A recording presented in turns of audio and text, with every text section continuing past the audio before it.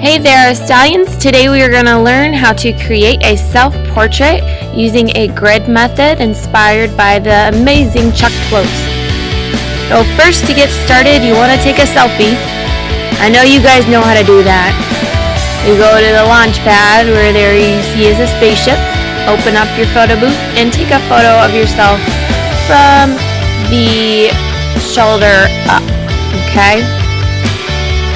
After you have taken your picture, you want to jump right into the third grade activity list where you will find, or actually whatever activity list it is for your grade level currently.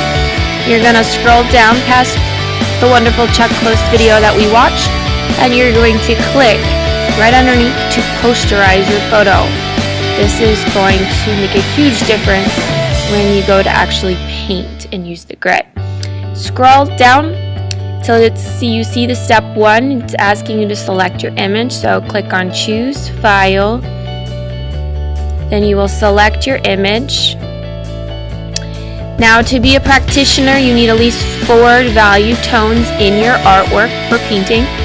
If you want to be an expert level, you'll use more than 5.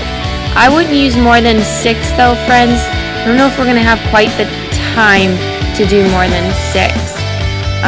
So please pick anywhere between 4 for practitioner, 5 or 6 for expert level. I'm going to go ahead in the happy middle and select 5. Make sure you mark black and white. And then you can hit OK. You can take a sneak peek at your art by opening the processed image. If you like where the values are, you like the detail you see, then you can go ahead and go back and download the image. I would highly recommend you rename it or something you can remember, and then save it to desktop so you can find it faster when you go to print it next. Then you're going to hit save,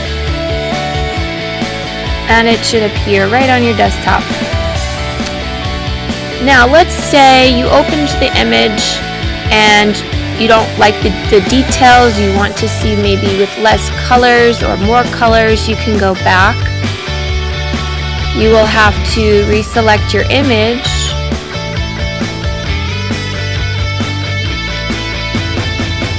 You can change the number of values to 4 or 6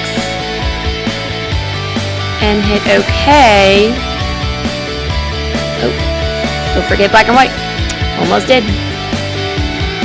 Open it up. You're going to see a little less detail than the image before because you selected less values. So you see how this picture is slightly more clear. So I'm definitely think number 5 would be best for this photo. Depending on the lighting in your photo, you might want to select 6 or 4. You decide ultimately. All right, next step. Minimize. So I've got my image and I'm going to go ahead and hit Command P to print. Make sure your printer is set up for art room. You want to make sure you scale to fit the photo to the full page. Fill entire paper. That's important. So scale to fit, fill entire paper, and print. Okay, the computer portion of this project is complete. It's now time to create your grid so that way you can go ahead and start painting and drawing your picture.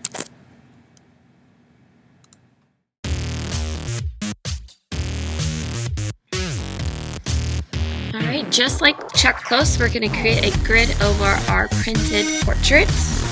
All the wonderful values we created on the computer. I'm going to use Sharpie so that you can see in this video the lines that I create. But I really want you to use pencil in case you mess up and you can erase. Line your ruler up with the vertical line that you just created.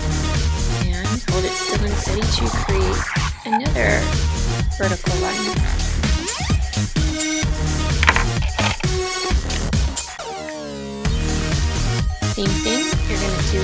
it up with your vertical line, and you're going to draw your next line.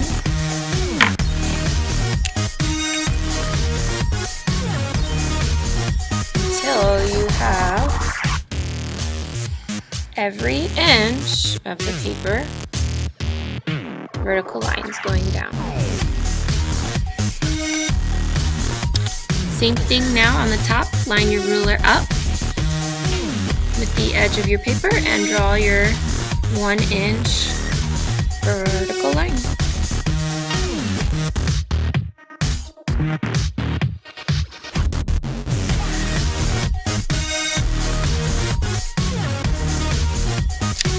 Alright, just like you did on your portrait, on your blank piece of paper you're going to create the same grid.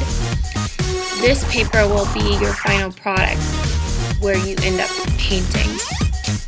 Line the ruler up with the edge of the paper like you did before and draw a vertical line down the page. Please use a pencil, because especially for this, because you're going to need to erase your guidelines in the end. You don't want to give away your secret grid. Line up your ruler with the line, draw the next.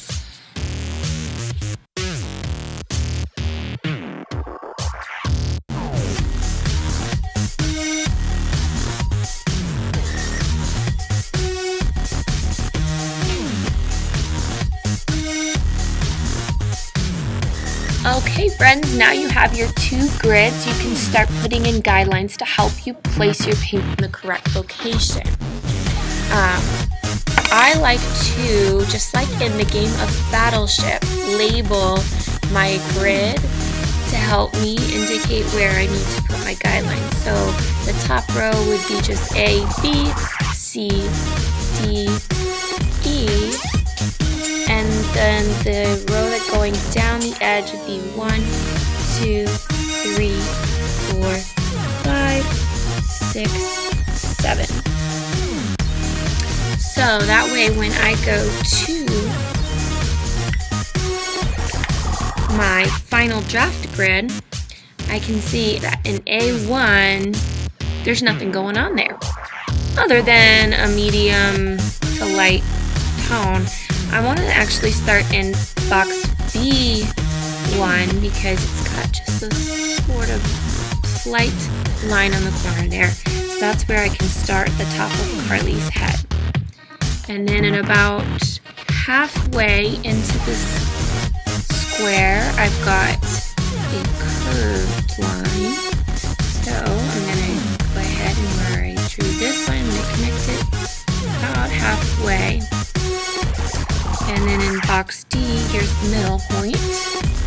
I've got this line continues all the way down almost to the corner of D.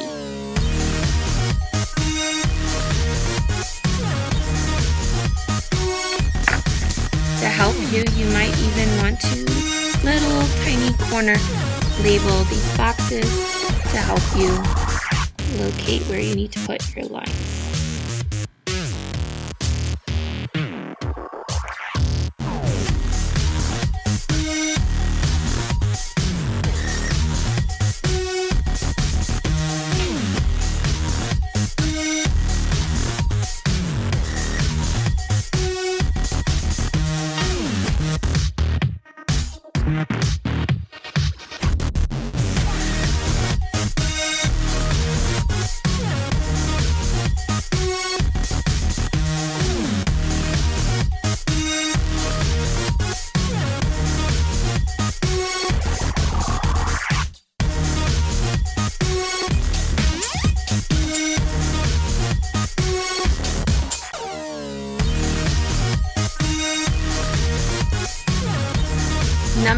So this is a 5 color value picture. I'm going to number them 1 through 4. I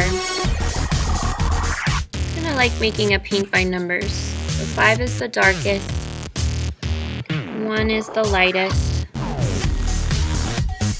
then I have 2 being the next lightest, 3,